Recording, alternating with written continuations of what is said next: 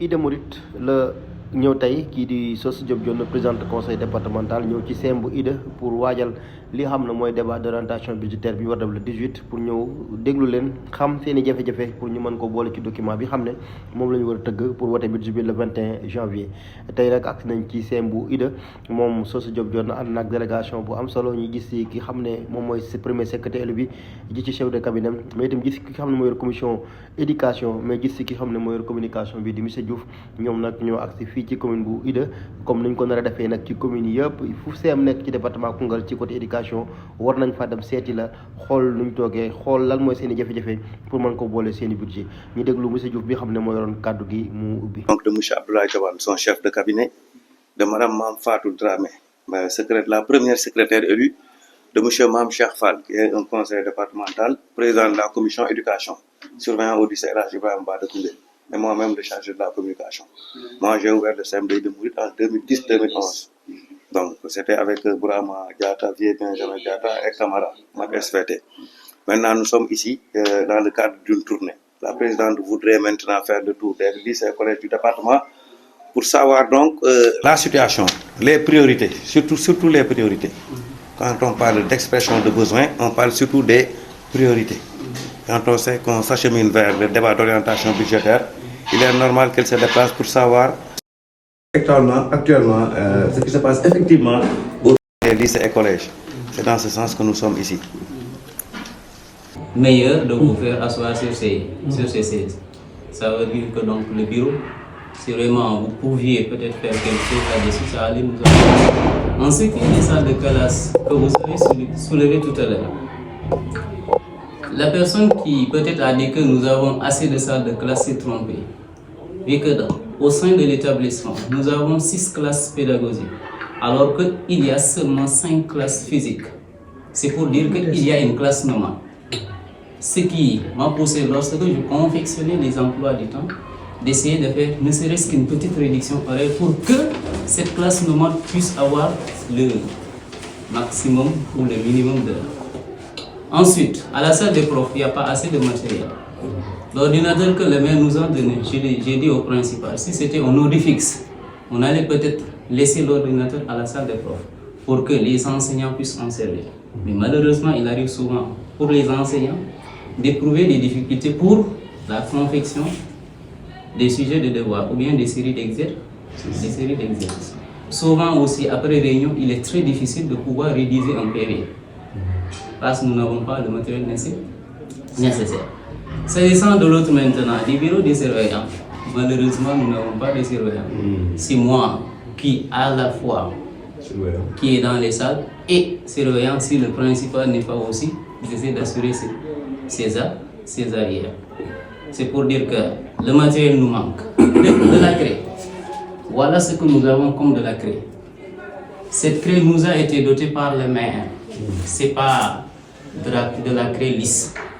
C'est ancien modèle qu'on utilisait au temps. Et c'est pas facile d'écrire avec cette craie. Si donc on pouvait avoir aussi de la craie de qualité, si on pouvait avoir des rames de papier, si on pouvait avoir une autre machine, si on pouvait avoir un ordi, ça allait vraiment nous faciliter. Machine, c'est-à-dire imprimante. Et un ordinateur. Les tables devant aussi, pas assez. Parce que vous avez vu, je pense bien, le squelette d'or. Il n'y a pas assez de table. Si on pouvait avoir, ne serait-ce que l'année passée, le maire nous avait parlé de la construction de 2 salles de classe. Malheureusement, jusqu'à présent, voilà l'état qui sont mis là-bas, l'état de ça, mais jusqu'à présent, rien n'a été fait. Ce qu'il nous a dit dernièrement est qu'avec l'arrivée du nouveau gouvernement, on ne peut rien faire, il va falloir attendre à ce que tout soit réglé pour qu'on puisse passer à l'heure. Une doléance, mais je n'ai pas pu sauter toutes les doléances de l'établissement. C'est sûr que si le principal était là, il allait peut-être vous parler de plus de doléances que peut-être j'ai cité. Merci madame. Donc comme vous le savez, on parle de compétences transférées. Et actuellement, il y a beaucoup de choses qui sont dévolues au conseil départemental. C'est dans ce contexte que nous sommes aujourd'hui venus vous voir, d'autant plus qu'on est en train de préparer le débat d'orientation budgétaire du conseil départemental, c'est-à-dire orienter notre budget. Et nous, dans ce cadre-là, à chaque fois, on favorise l'éducation, ensuite la santé. C'est pour le 18. Ensuite, le vote du budget se fera le 21. Donc, suivant nos maigres moyens, on va voir ce qu'on pourra faire pour le CEM de Ida Mouride, en tenant compte, bien sûr, des priorités, comme on l'a souligné tout à l'heure. Malheureusement, on n'a pas trouvé le personnel ici, donc je ne dis pas le personnel, mais le principal qui est en voyage. C'est qu'on a envoyé le courrier tardivement, c'est hier, je ne sais pas si c'est parvenu ou pas. C'est ça l'objectif donc de la mission. Et je pense que vous pouvez répondre à cela parce que je vois que vous n'avez pas de mobilier surtout et que ce local-là également il y a des points de sointement. Je ne sais pas quand est-ce qu'on a construit le bâtiment. Je vois qu'il y a 2 blocs de salles de classe. Mais je sais que l'année dernière, on voulait faire des salles de classe, mais les gens m'avaient dit que ce n'était pas nécessaire, que vous avez beaucoup de salles de classe. Mais je vois qu'il n'y a que 2 blocs. Je ne sais pas, il y a combien de salles de classe pédagogiques et physiques. Là également, on a besoin de ces informations-là. Voilà, je vous remercie. ginnaaw bu mu paree ci Ida Mouride moom présidente conseil départemental jéego na fa ak délégation bi mu àndaloon jëmali nag dëkk bi xam ne moom mooy Lour Escale pour mën a xool ñu itam seen i jafe-jafe ci CEM boobu ba mu demee nag jaar na ci mairie bu Lour foofu noonu la jaar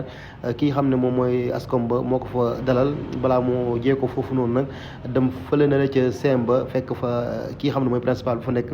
équipe bi laaj leen seen i jafe-jafe ñoom itam ñu ñëw ci lu yaatu li xam ne am na ci CEM boobu noonu di xam ne moom mooy CEM bu Lour Escale kii di principal bi nag moo ko fa dalal ànd ak moom dugg ak moom ci biir école bi ànd ceeg kii xam ne mooy El Hadji Mor Gueye ñu wër jafe-jafe yi xool fi xam ne moo fa ay yu xam ne conseil départemental war na si mën a jàpp ñu wax ko li ci jiitu mooy seen bloc administratif bi wala seen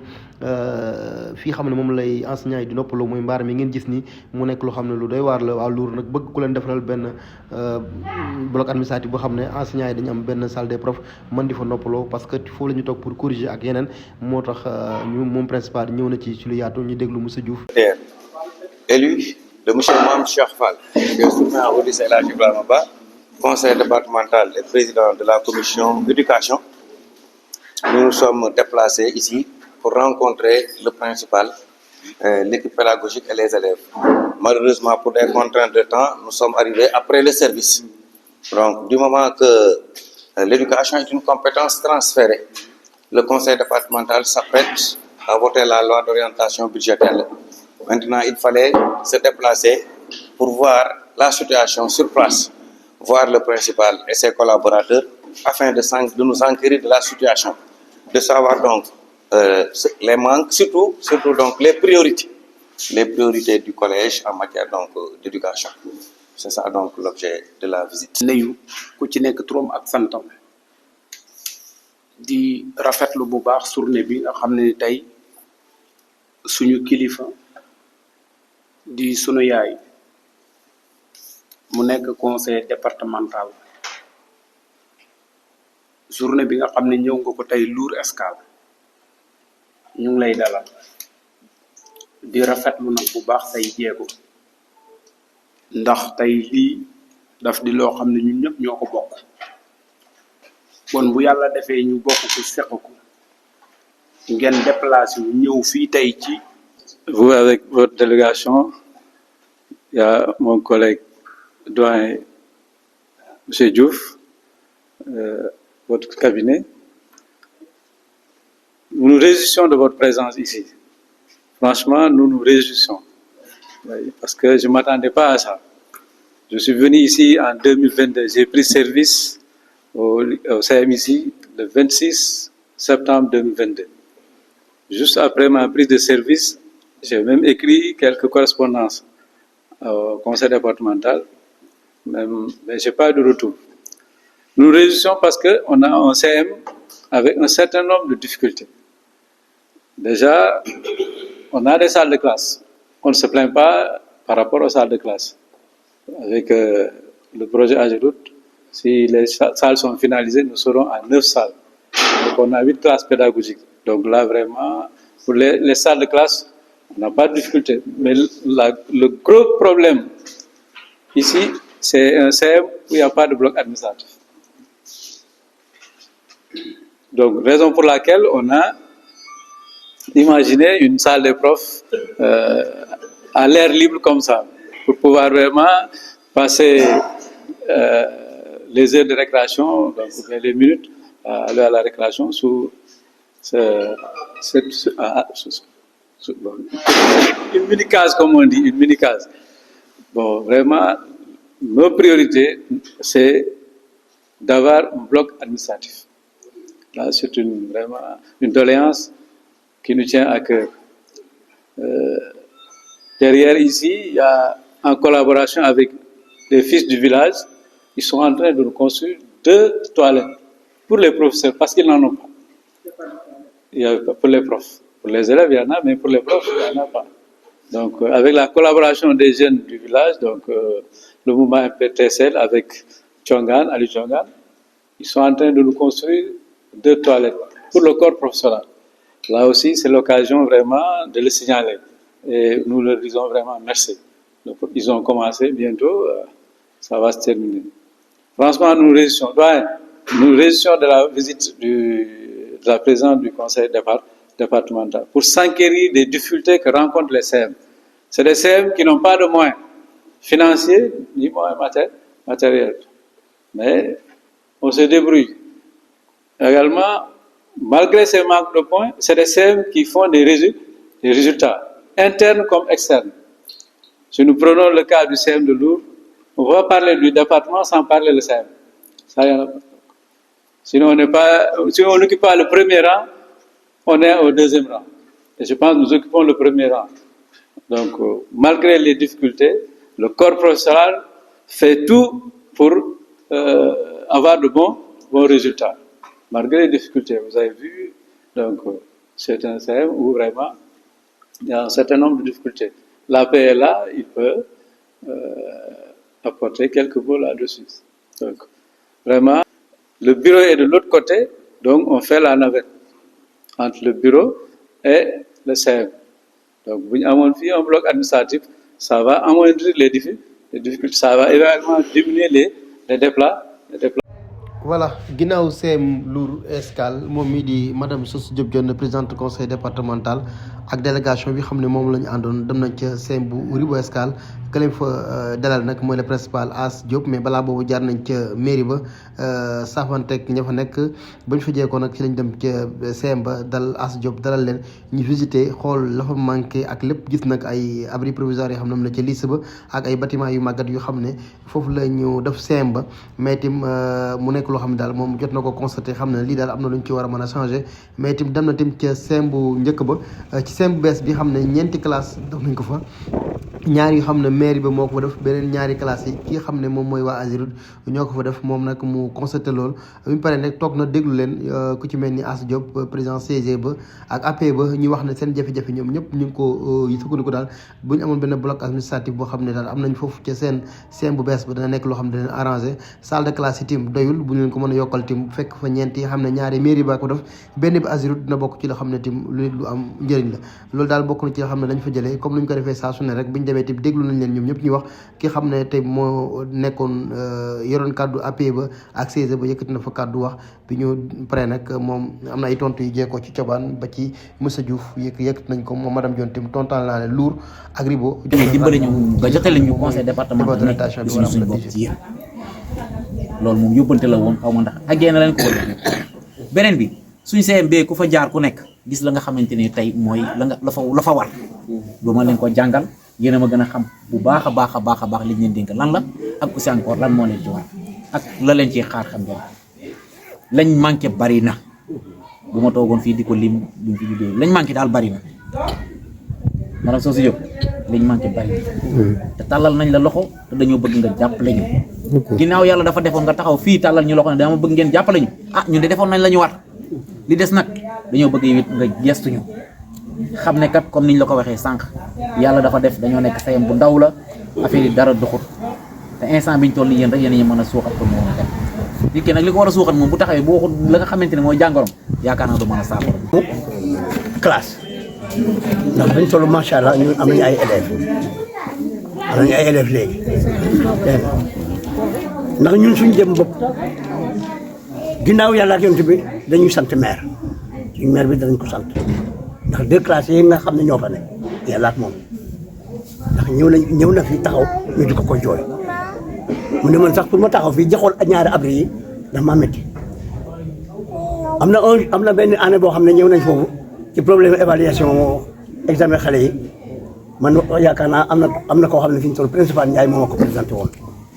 ci conseil départemental bi la bokk man dem naa benn ko ñun soirée boo gisuñ suñ bopp ci yéen ndax depuis bañ amee création ba pare ba léegi kii yu ñu bëriwul avant débat d'orientation budgétaire nga wër école yi xam seen besoin vraiment mënoon na toog bureau rek woote réunion ñu ñëw kenn ku ne nga wax yaakaar naa ne loolu maire yi sax duñ ko def duñ dem ci village yi di xool loolu dañuy woote village bu nekk ay conseil ñu ñëw dajee ci conseil municipal bi kenn ku ne wax sa jafe-jafe dëkk mais moom dafa bàyyi itam yëpp dem ne man xaaral ma xoolal sama bopp déggal sama bopp gisal sama bopp du ma fiyee si waxi kenn parce que lii sama responsabilité loolu d'abord dañ ko si remercier bu baax a baax su loolu passé mooy doyen lu wax man rek maa ngi doog a ñëw si CM bi xam naa lu gën a am importance mooy li ma fi fekk man loolu laa mën a wax li ma fekk man ma si wax dara fourniture yaakaar naa ne ñëw na comme genre bii la mi ngi nii ñun jot neen si wax dëgg yàlla xaj na nag man jour boo kii fekkee doyen kii mon père dafa xaw a fàtte expliqué ko naa ko woon man maa ngi def conseil départemental damay jël foofu dañu woo foofu réunion waxoon naa ko sax CGE léegi bañ ñëwee xaj na nag woo ma ko rendre compte ko lépp mais bañ ñëwee xam nga boobu école ubbi na gars yi soxla neen kay yi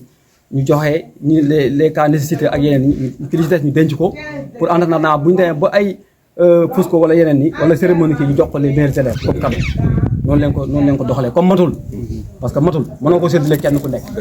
léegi dañ ko téye fii cas nécessité yi nga xam ne ñoom affaire fourniture moo tax ñu bàyyi dañ leen a woo si kii jox leen bind ko yëpp ñu ngi ko bind si liste bi mën naa ko indi sax moo ne ko suñu paree fii léegi moo wane liste lu ci des ñu ngi ko denc fii pour que en cas bu ñu amee ay compétition wala ay meilleurs élèves ay cadeau ñu primé leen ko parce que matul mi ngi nii comme genre yi la doyen Diouf lu nga wax dëgg la su loolu passé li nga xam ne ni moom mooy kii bi yaakaar naa ne weesuwul liggéey bi weesoogul lépp mën nañ ko dabaatal comme moom ñëwoon na fi boppam te am na yéene loolu yéene passé wu voilà man vraiment présence bi xoolal sa bopp su boobaa da nga xam lan ngay def loolu ñun dañ ciy kontaan bu baax léegi nag dañ koy wax doléance yi mënul def lépp parce que conseil départemental tamit amul moyen yëpp nen waxal rek te dëgg rek ñun luñ bëgg tamit wax dëgg yàlla te moom mooy daaw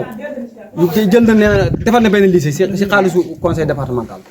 lycée ay 100 nanga millions la boo ko defaree nag yeneen li ci des vraiment doo kenn ku ne doo dañ koy cofar rek du mën a am lu mu bëgg yëpp loolu ñun dañ koy comprendre mais nag dañ koy gën a ñaax rek comme mooy suñu njiit dañ koy gën a ñaax rek parce que ñu xam ne comme ni ko kii waxee rek ku bëgg éducation parce que maire de famille la mais aussi responsable yàgg na ci gouvernement xam na kon buñ ko ñaanee xëy na moom ay dugg-duggam dana mën a jàppale CM bi nag comme ni nga ko waxee rek amul bloc administratif muy CM bu bees bëri ndox tamit am na fa problème yaa ngi comprendre voilà léegi yooyu moom bëgg neen addiction doo amu fa bloc administratif problème la fa amu fa moom classe yi noonu leen ko tabaxee rek bàyyi ko ñu yaa ngi comprendre léegi tamit bu loolu passé tamit gis nga maanaam fii nii amul CM bi amul bibliothèque même cantine scolaire sax CM bi am na ko moom amu ko xam naa loolu nag du compétence u conseil départemental peut-être loolu inspection moo koy réglé waaw mais danañ ko waxaale rek waaw parce que comme ñun ñoo fi nekk te suñu yeneen naataangoo CM yi ñoom am nañ ko kon ñun suñu xale yi nga xam ne dañuy jógee ko fu sori tamit war nañ ko mën a am loolu dañ ko koy jooytu lu mu ci mën tamit ci ay compétence am mu defal ñu ko en tout cas présidente conseil départemental xëy na tey lay soog a ñëw fii ci wàllu visite pour xool lan di saytu lan moo fi am ak lu fi amul waaye premier projet bu président du conseil départemental biy taxaw kii seede ko muy président commission éducation le maire de la commune de Ribo ñëw na réunion ci suñ première réunion yi ñu njëkk a def en 2022 président du conseil départemental ne ko man de dama am yéene tabax ñaari classe ca CM Ribo ba mu ne ko man foofu maa ngi fay tabax ñeenti classe ñaari classe ak yeneen ñaari classe yoo xamante ne beneen projet moo ko fay andi moom mu capitaliser ko te Ribo rek nekkul ci département bi présidente ne kon ñaari classe yi naa ko jël yóbbu ko feneen kon présidente ni mu considéré Ribo foog naa ne xëy na considéré wu ko benn commune gannaaw moom li mu njëkk a yéene ne moom lay njëkk a def fii la tudd. muy ne dañ ma waroon jàmbatal ñoom yéen de bu ngeen def idée ñoo ma ko jàmbataloon bi ma demee ci seen conseil de gestion ñoo ma invité ma dem ñu ne ma yéen de bu ngeen def appel aux examens Koungheul ay yem ma ne ko ah non warul yem Koungheul effectivement dafa war a yaatu ci département bi depuis boobu nag ñun année bu nekk bu génnee ñu jox ko les CGE tas ko ci CGE yi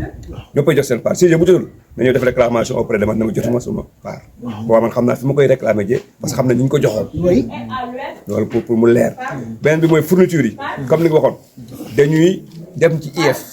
xam ne moom moo yore affaire école yi njàng mi président daf ñuy yebal wala mu oo ko ne ko defal ñu expression de besoin lan la école yi soxla les CM ñoom benn instant ñu ne kay yi kat